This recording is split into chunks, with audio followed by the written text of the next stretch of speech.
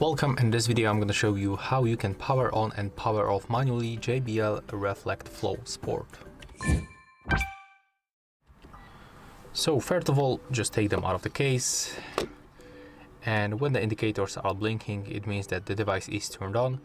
To power it off, we have to click and hold together at these buttons until they basically just disappear. I'm talking about these indicators. So just click and hold. Take a look on the indicators, keep holding. It will take around 5 seconds, and as you can see, indicators disappear. At the end, they just blink 2 times on the red. It means that the device is turned off.